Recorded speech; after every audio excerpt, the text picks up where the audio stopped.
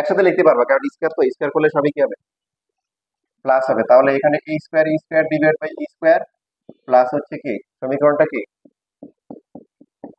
সমীকরণ হচ্ছে যে ইকুয়াল টু 1 প্লাস হচ্ছে y square by b square equal to 1। ঠিক আছে, এ স্কোয়ার কি কাটা, তাহলে y square by b square equal to কি 1 মাইনাস কি আসবে, e square, b square into 1 minus e square মান কত, এই যে জন্য বের করলাম কত, b square by A square.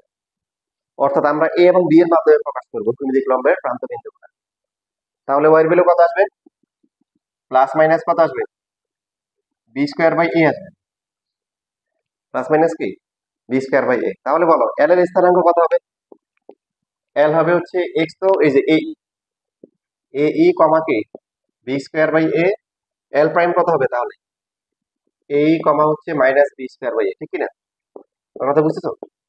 এবার বলো এল ওয়ান এর স্থানাঙ্ক কত হবে, তাহলে এল ওয়ানটা হবে মাইনাস এ ই প্লাস হচ্ছে বি স্কোয়ার বাই এ, আর এল প্রাইম ওয়ান হচ্ছে কি মাইনাস এ, দুইটাই মাইনাস। এক কথায় কি লিখতে পারি, উপকেন্দ্রিক লম্বের প্রান্তবিন্দুর স্থানাঙ্ক কত, plus minus a E R plus minus কি বি স্কোয়ার বাই এ, এখানে চারটাই আছে, দুটোই প্লাস মাইনাস। এবার এখন তাহলে ফাইনালি হচ্ছে লেখার আগে বলো উপকেন্দ্রিক লম্বের তাহলে দৈর্ঘ্য কত হবে, এটা বলতেছি বি স্কোয়ার বাই এর মান হিসাব করলে বি স্কোয়ার বাই মোট কত হবে, 2 বি স্কোয়ার বাই, এই যে এটা উপকেন্দ্রিক লম্বের দৈর্ঘ্য, উপকেন্দ্রিক লম্বের দৈর্ঘ্য এটা লেখো যে 2 বি স্কোয়ার বাই এ, তো দৈর্ঘ্য তো একক হবে।